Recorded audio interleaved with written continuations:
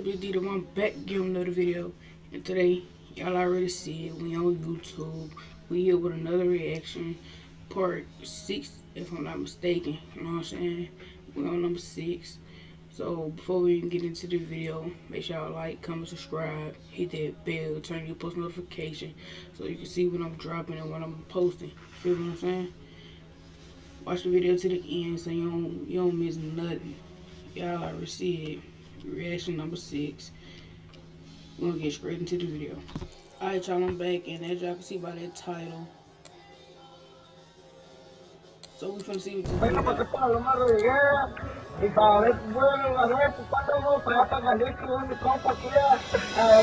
video. January 2018, a young social media star decided to name drop one of Mexico's most powerful cartels in a video. 3 weeks later, CCTV picks up his execution in broad daylight. Another viral moment, but this time, it'd be his last. Here's sometimes YouTubers messed with the wrong cartels. Before we even get into that bit, as y'all can see, shit finna get real. Shit gonna get real spicy, you know what I'm saying? Boy, full out with the... He already got the blicky out, you feel what I'm saying? So, before we even get to this video, like, comment, subscribe, let me know what y'all want to see next. Hit that bell, and we'll get right into it.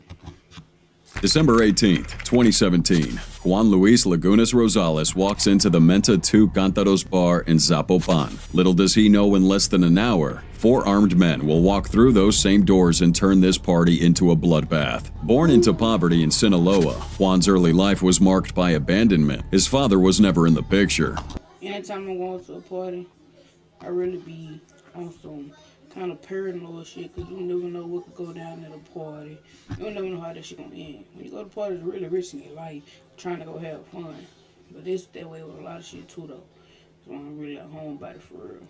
And his mother left him with his grandmother when he was just a child. At 15, he dropped out of school and headed to Culiacan, hoping to find a better life. But the city of Culiacan, a stronghold of Mexico's drug trade, had other plans in store for him. While working as a car washer, Juan discovered that alcohol could make him temporarily forget his troubles. But it was this same addiction that would unexpectedly change his life forever. It all started with a viral video of him chugging an entire bottle of vodka in one go. Suddenly, everyone wanted a piece of El Pirata. Nightclubs paid him to show up and drink. Music videos wanted him as a guest star. His social media following exploded. The skinny teenager who was once washing cars for a living had become Mexico's drunk teenage sensation.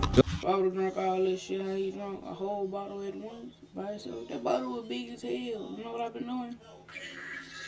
Throwing up on God. Building an empire of over 1 million Facebook followers and another 100,000 on Instagram. But fame went straight to Juan's head. He started posting photos with guns, luxury cars, and women. His videos became more outrageous with each passing day. Then, during a drunken party in December 2017, he made a fatal mistake, pulling out his phone to record a message for El Mencho, leader of Mexico's most brutal cartel.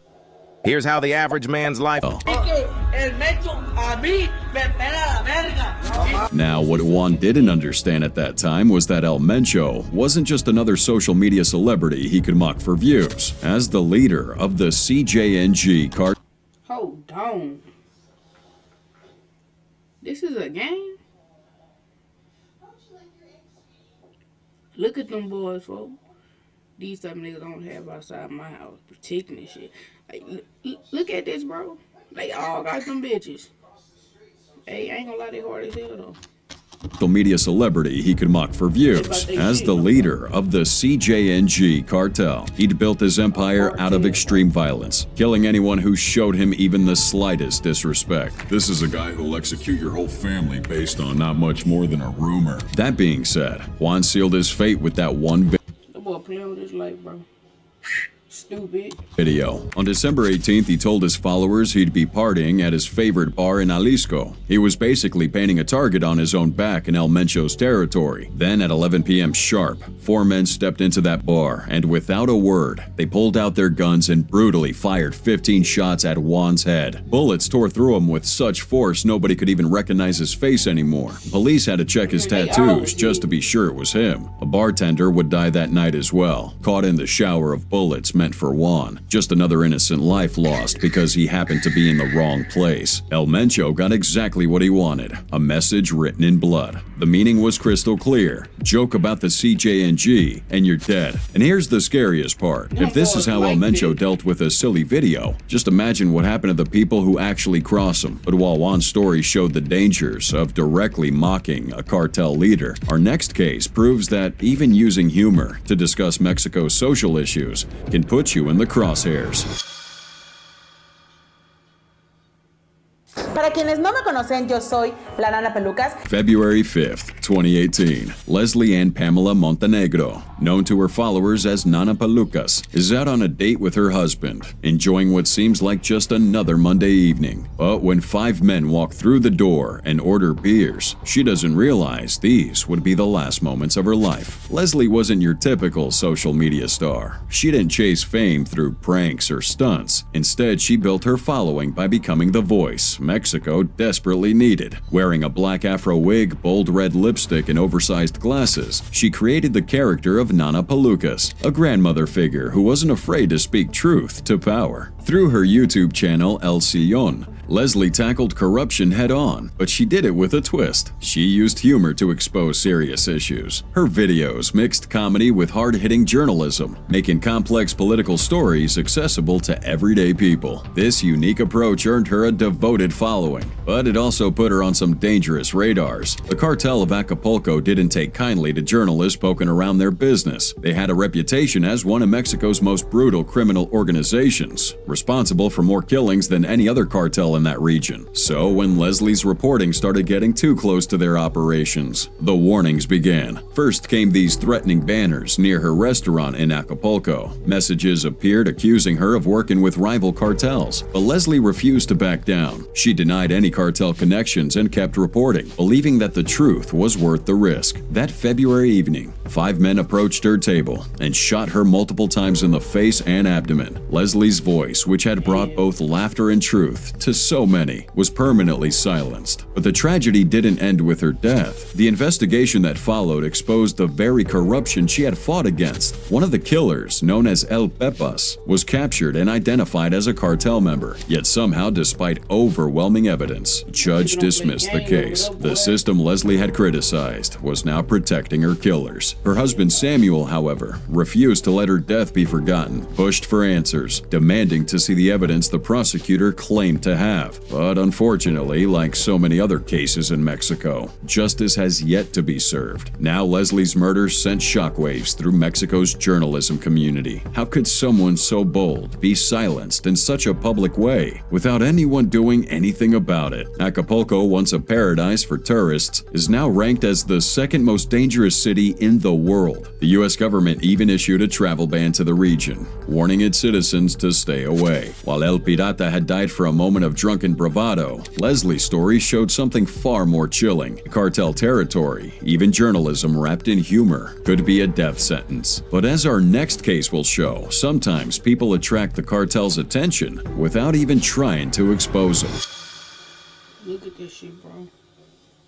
July 14th, 2023, on Guadalajara's Matuteremus Bridge, 3 luxury cars block all lanes during rush hour. TikToker Fofo Marquez films what he thinks is just another prank. This stunt will turn his life into a nightmare. Born in 1997 into Mexico's elite, Rodolfo Fofo Marquez never knew what it meant to struggle. His father owned a successful chain of gas stations called Total, and young Fofo made sure everyone knew about his privileged life. He built a massive social media following by flaunting his wealth, luxury cars, exclusive clubs, and expensive watches. To his millions of followers, he was living the Mexican dream. That day on the bridge, drunk on fame and his own sense of importance, Fofo decided to take things too far. Standing in the middle of blocked traffic, he proudly recorded himself saying something he shouldn't have. Already we've closed it for us. This is what I want to show, what money and power can do. I mean, literally, I closed it here because I wanted to enlighten, and we've been here for several minutes. I'm gonna make some little TikToks. The video exploded, reaching over 10 million views in just 24 hours. While some fans cheered his audacity, others were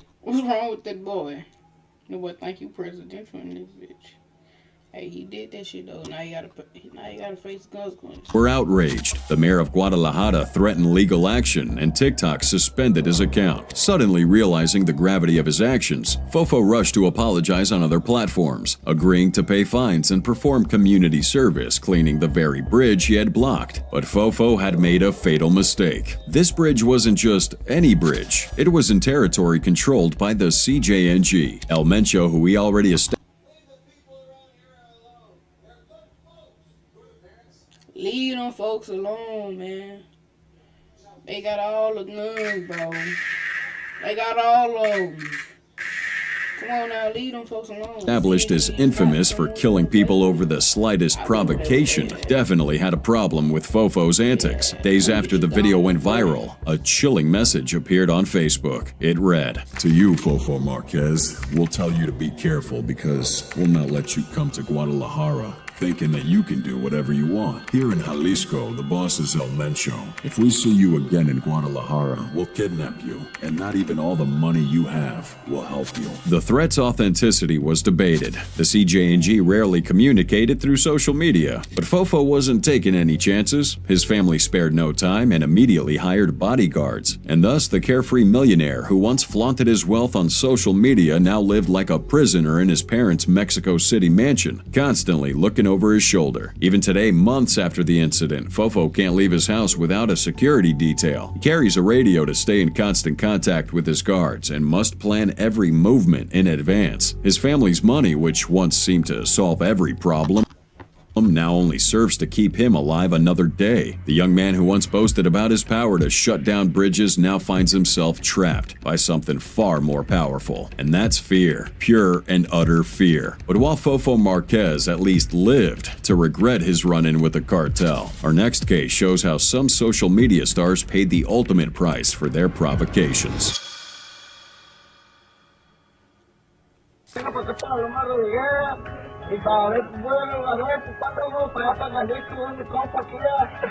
January 4th, 2018. A teenage TikToker from Culiacan adjusts his assault rifle and boldly claims protection from the Sinaloa cartel. Now, little did he know claiming false protection from one of the biggest cartels in the world wouldn't save him from messing with one of the deadliest men alive. Born in Culiacan, Sinaloa, where cartel influence runs through the city like blood through veins, El Chanito grew up idolizing the narco lifestyle. His real name is unknown. We know him as Chanito, simply meaning little kid in Spanish, a nickname that would soon carry a dark irony. The streets that had spawned countless drug lords shaped his understanding of power and respect. But unlike those who moved in silence, El Chanito chose to broadcast his narco aspirations to the world. His YouTube channel became notorious for explicit content glorifying cartel life. Each video pushed boundaries further, showing off weapons, bragging about connections he didn't have, building a following through increasingly dangerous stunts. But what truly caught viewers' attention was his relentless mockery of other social media stars, particularly El Pirata, who had just gotten killed a short while before. Now El Pirata's execution should have served as a warning, but as they say, hindsight is always 20/20. Instead, El Chanito saw an opportunity in what would prove to be his final bid for fame. He crafted a video that broke every unwritten rule of survival in cartel territory.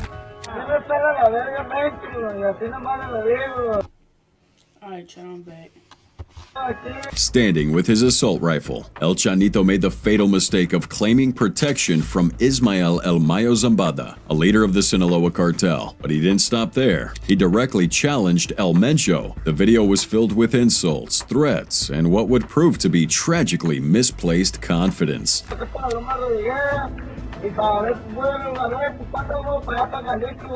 And the response? Well, that came faster than anyone expected. Within days, El Chanito's bravado crumbled completely. A new video appeared, showing a drastically different person. Gone was the carefree teenager who had threatened one of Mexico's most dangerous men. In his place sat a visibly terrified youth, his voice shaking as he pleaded for mercy. Class A CDL drivers. His voice shaking as he pleaded for mercy, claiming mental illness. He desperately tried to walk back his threats. Pide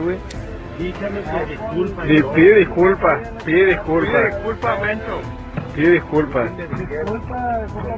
No están mis cinco sentidos. Let me find out. They made that boy apologize and they still killed his ass. I ain't gonna lie. If he apologized and they still kill him, they bogus as hell, but shit, that sound like something that they'll do. But in the world of cartels, apologies rarely erase offenses. Then came the silence. El Chanito's social media accounts went dark. His followers, who had cheered his boldness days before, now waited anxiously for any sign of life. Weeks had passed without a word. Some hoped he'd simply just gone into hiding, maybe learned his lesson, and chosen to disappear. But silence often tells its own story. Then a CCTV video surfaced online. The footage showed El Chanito riding his motorcycle through the streets of Culiacan. In a matter of seconds, two armed men approached and shot him point blank. The video then shows him falling from his bike after multiple shots, his final moments caught in stark black and white. The security footage spread across social media platforms like wildfire, serving as a graphic reminder of cartel justice. El Chanito's story had come full circle, from posting videos seeking fame to becoming the subject of a final fatal viral clip. Yet perhaps the most horrifying aspect of El Chanito's story wasn't his death, but how quickly the cycle would repeat. Even as news of his fate spread through social media, other young influencers were already planning their own provocations, each convinced they would somehow be different. It's pretty fair to say that some lessons seem impossible to learn, even when they're so obviously written in blood. They just dumb as fuck, chat. Seguro que donde sea que estés, doy contigo, y te haré que te comas tus palabras, aunque me acusen. August 2021. Journalist Azucena Uresti watches her own death threat unfold on screen. Mexico's most feared cartel, the CJNG, has just given her an ultimatum: stop exposing their operations or die. But what she does next will shock both the cartels and the nation. Born March 15, 1978 in Monterrey, Mexico, Azucena grew up in one of Mexico's most dangerous regions, where cartel violence and corruption were part of daily life. But growing up in such a dangerous place did little to deter young Uresti from her goal of becoming a journalist. She rose through the ranks of Mexican journalism to become one of the nation's most respected voices, hosting primetime shows on Milenio Television and Radio Formula. And while other journalists self-censored out of fear, Uresti used every platform at her disposal, from traditional media to YouTube and TikTok, to expose the brutal reality of cartel violence. But it was her detailed coverage of the CJNG's operations that caught all of the attention, and not in a good way. Earlier this week, the Jalisco New Generation Cartel posted a video online in which they directly threatened Uresti. The video was unlike anything anyone had ever seen before. Surrounded by armed men in military-style uniforms, a CJNG spokesperson delivered a chilling message directly to Azucena. They accused her of taking sides in their conflicts and warned her to, quote, balance her reporting, which is pretty much cartel code for stop exposing our activities altogether, or else. The threat was clear: change your coverage or face the deadly consequences. Lo único que les digo es que sean parejos y no se la den para un solo lado. No acarreen ustedes con problemas que no les corresponden, porque nunca le he pegado a ningún noticiero, porque nunca me habían tirado a mí directamente. Pero esta señorita, bueno, si se le puede llamar señorita, Azucena Uresti. In Mexico, such threats usually led to one of two outcomes: silence or death. The Committee to Protect Journalists has already recorded 64 murdered journalists since the beginning of 2023, with another 16 missing. These weren't just statistics to Azucena, they were her colleagues, her friends. But instead of backing down, something extraordinary happened. The Mexican president himself stepped forward, publicly guaranteeing Azucena's safety. In a country where cartel influence often reached the highest levels of government, this was unprecedented. Now, Azucena didn't flee or go into hiding. Instead, she did something even more remarkable. She kept reporting. In a TikTok video that went viral, she calmly announced that she was under government protection and would continue her work. Her message was clear: she wouldn't be silenced. The cartel's response? Silence. For perhaps the first time, one of Mexico's most brutal criminal syndicates had failed to intimidate their target. Uresti continued her reporting, protected by government security but never wavering from her commitment to the truth. However, her situation remains precarious. After all, in a country where cartels have managed to reach their targets, even under protection, every day brings new risks. Some wonder if the CJNG is simply biding its time, waiting for the perfect moment to strike. Others see her as living proof that standing up to cartels is possible. Azucena's ongoing story marks a rare moment of defiance in Mexico's dark history of cartel intimidation, while others paid with their lives for crossing the cartels, some through reckless stunts, others through misguided confidence. Her tale stands as proof that with enough courage, institutional support, and unwavering commitment to truth, it is indeed possible to stand against even Mexico's most feared criminal organizations. In Mexico's dangerous dance between social media and cartels, some stories end in blood, others in fear, and a rare few in defiance. The question remains, how many more will test these waters, thinking they'll be different? Well, that's it for today's video, y'all. Y'all see that's some crazy shit. Don't fuck with the cartel, cause you see they about their business. They don't get no fucks about you, the next bitch, the next nigga. They just don't give a fuck, you know what I'm saying? And that's some really crazy shit, you feel me? But hope y'all like the video. Like, comment, subscribe. Let me know what y'all want to see next. Hit that bell, turn on your post notifications so you can be updated and notified when I'm posting, when I'm dropping, you feel me? When that hot shit finna get released. Feel what I'm saying?